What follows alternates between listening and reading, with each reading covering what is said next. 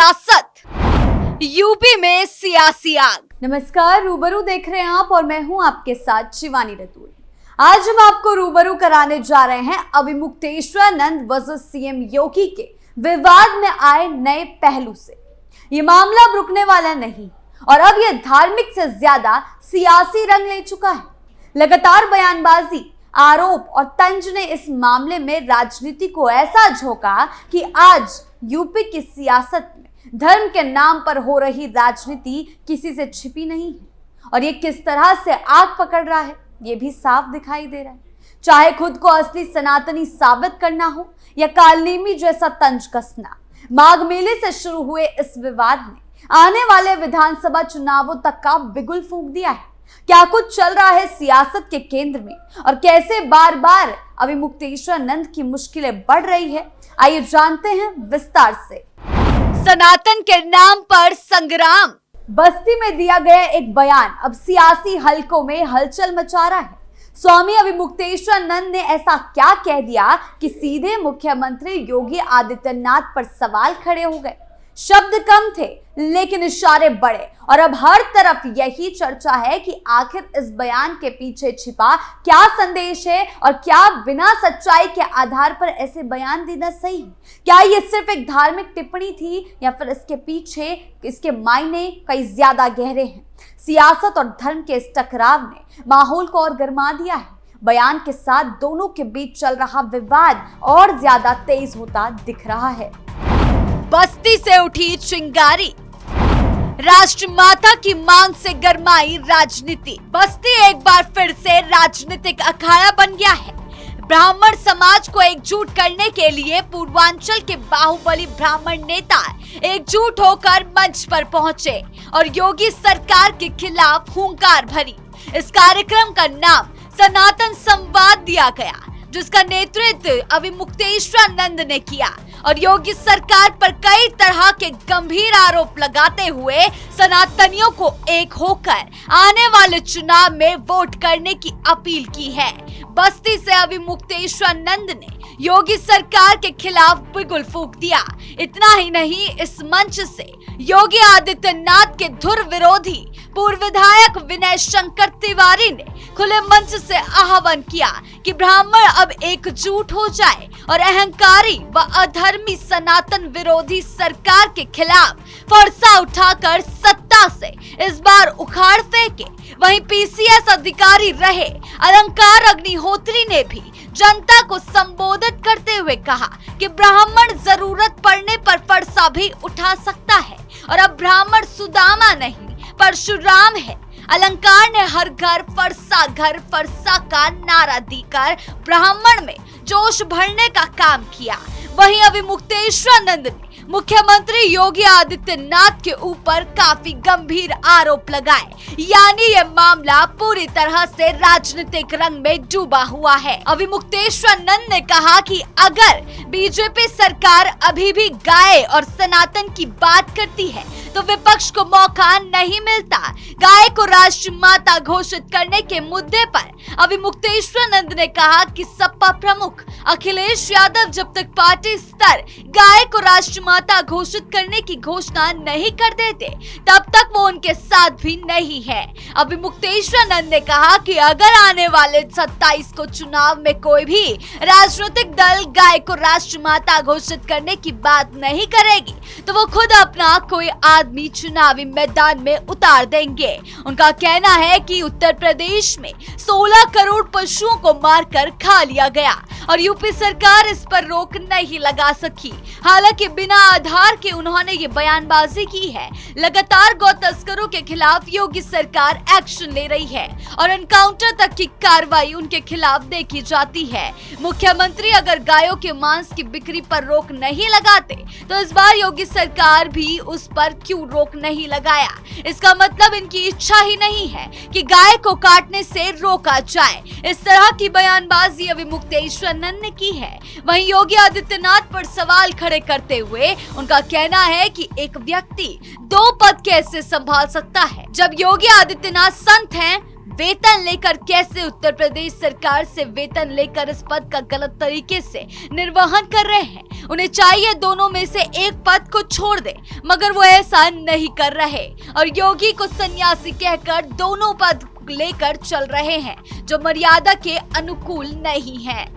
Supreme court में चुनौती। पिछले दिनों एक नया बवाल शुरू हुआ। स्वामी अविमुक्तेश्वरानंद के खिलाफ आशुतोष ब्रह्मचारी ने सुप्रीम कोर्ट का दरवाजा खटखटाया। नाबालिग बटुकों के साथ दुष्कर्म और पॉक्सो एक्ट के मामले में इलाहाबाद हाई कोर्ट से उन्हें अग्रिम जमानत मिली, जिसके बाद इस फैसले को सुप्रीम कोर्ट में चुनौती दी गई। माघ मेले से शुरू हुआ ये छोटा सा पालकी विवाद आज सियासत से लेकर जेल की दहलीज तक पहुंचा हुआ है। खुद को शंकराचार्य बताने वाले अविमुक्तेश्वरानंद आज सवालों के कटघरे में खड़े हैं। क्या कुछ सियासी घमासान मचा हुआ है? देखिए रिपोर्ट। केस में राहत लेकिन खतरा बरकरार। नाबालिगों से जुड़े कथित यौन शोषण मामले में अविमुक्तेश्वरानंद सरस्वती की मुश्किलें कम होने का नाम नहीं ले रही। अभी कुछ दिन पहले ही उन्हें इस मामले में इलाहाबाद हाई कोर्ट ने राहत देते हुए अग्रिम जमानत देने का फैसला किया, लेकिन अब हाई कोर्ट के इस फैसले को चुनौती देते हुए शिकायतकर्ता आशुतोष ब्रह्मचारी ने सुप्रीम कोर्ट में याचिका दाखिल की। इस याचिका में शिकायतकर्ता आशुतोष ब्रह्मचारी ने अविमुक्तेश्वरानंद को मिली अग्रिम जमानत का विरोध किया। साथ ही सुप्रीम कोर्ट से मांग की कि अविमुक्तेश्वरानंद को मिली अग्रिम जमानत को रद्द करे। आपको बता दें कि इलाहाबाद हाई कोर्ट ने 25 मार्च को अविमुक्तेश्वरानंद और उनके शिष्य यौन शोषण और पॉक्सो एक्ट के मामले में अग्रिम जमानत दे दी।